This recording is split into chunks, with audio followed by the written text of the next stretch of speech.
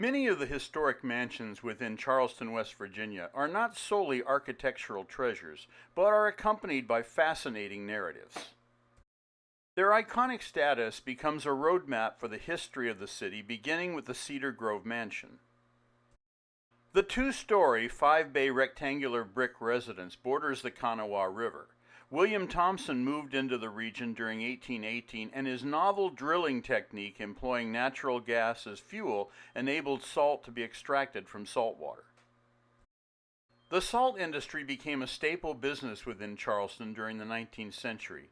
Historical fiction writer Mary Lee Settle, a descendant of the Thompson family, immortalized Cedar Grove as her fictional base in her work Beulah Land.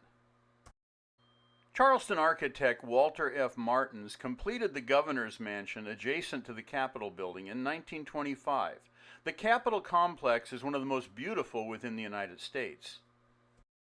The mansion design was inspired by the White House, featuring checkered black and white marble flooring. Holly Grove Mansion became the reward for the Ruffner family's prosperity in the Kanawha Valley salt industry. The mansion supplanted their log cabin that still remains within the city. The residence became a popular hospitality inn for travelers passing through the valley, including Henry Clay, John J. Audubon, Sam Houston, and President Andrew Jackson. A fire during 1832 destroyed most of the original interior. The Littlepage residence, positioned on the periphery of Charleston, is less known for its aesthetics as the resolve of widow Rebecca Littlepage.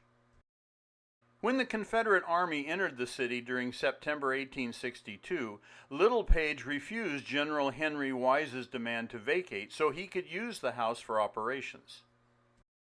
She stood defiantly on the porch with her children and refused to leave.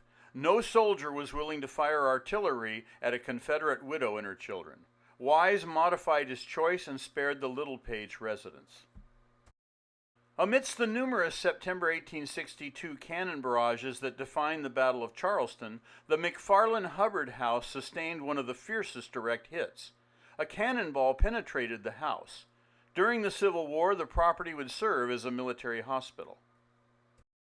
The Georgian Revival-styled Sawton Zimmerman House was constructed in 1895 for Charleston native William Taylor Thayer. He was a Confederate veteran during the Civil War and later a coal operator.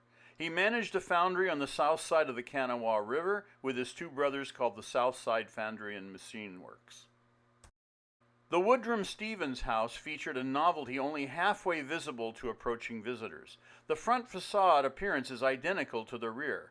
The building is constructed in stone with a pantile roof, gabled masses, and symmetrical design.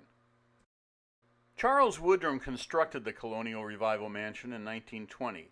The structure is built on a bluff overhanging the original carriage trail that neighborhood residents once employed to reach the Woodrum partition. 3 adjacent houses rest on the partition, now integrated into the Edgewood Historic District.